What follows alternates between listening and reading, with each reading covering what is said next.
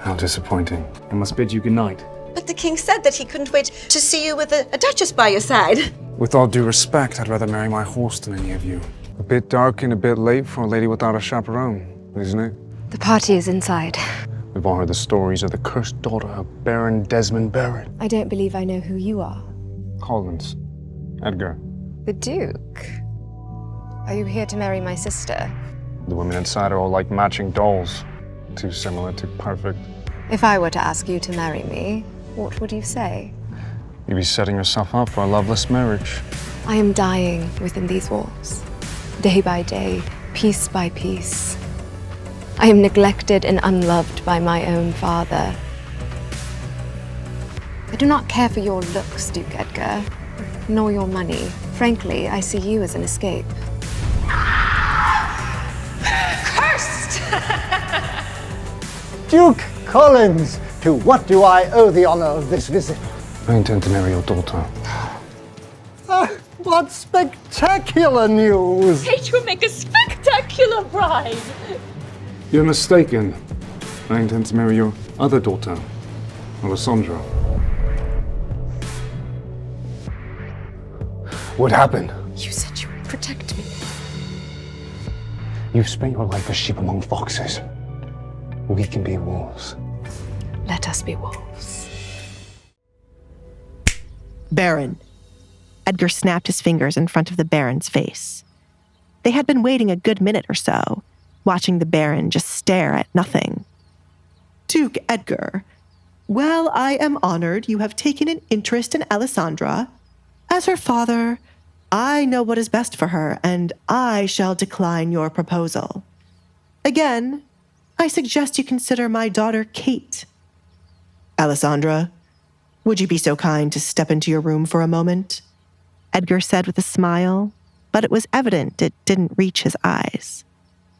Alessandra nodded, stepped back into the room, and closed the door.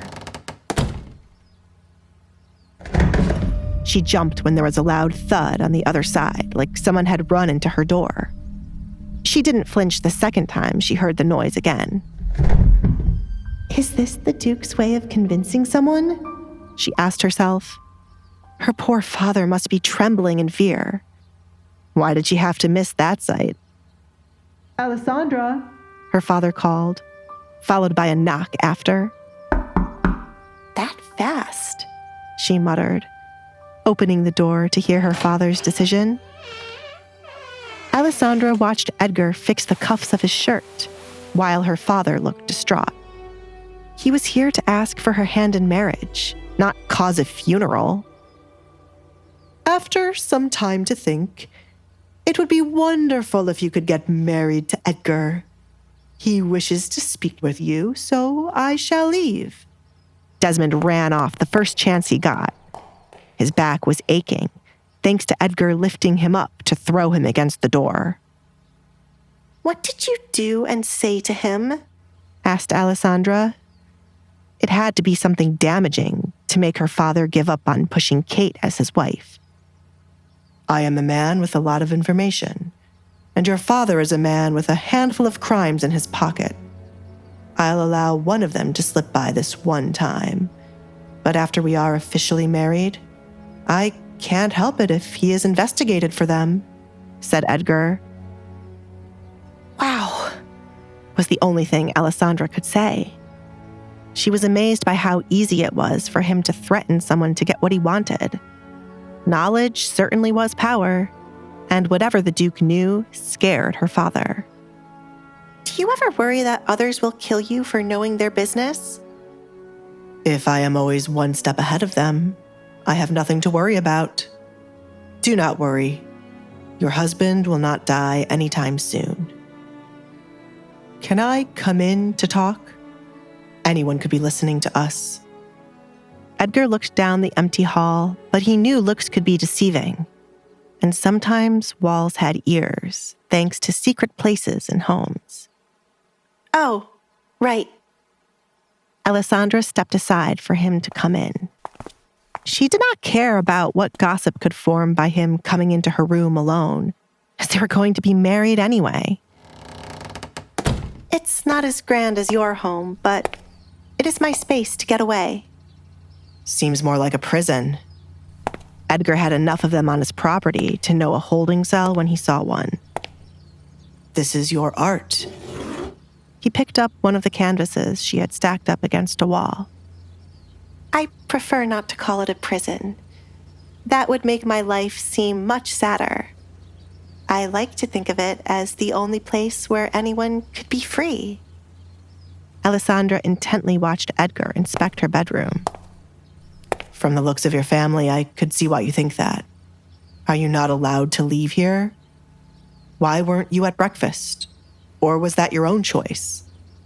He carefully placed the canvas back in its place. I am on punishment, Alessandra said, not keeping what happened a secret. Kate threw my kitten out the window, but as always, no one believes how she is. I am meant to be here until I'm ready to apologize. If you do, I will not marry you. Edgar wanted her to have more of a backbone and no longer give in to what her family wanted. I never planned to. My kitten died because of Kate's jealousy, and I would never apologize for how angry I'm feeling. I have to bury it once the punishment is lifted. Edgar, is it still an option for me to come and live with you until we get married? Alessandra no longer wanted to stay with her family. Edgar leaned back against a wall, folding his arms. No. Alessandra didn't understand why he wouldn't agree to it when he was the one to mention it first. Why not? Alessandra, I won't have a wife who allows others to walk over her.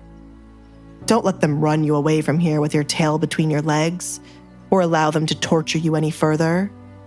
You are going to be my wife. My name carries more power than you seem to realize.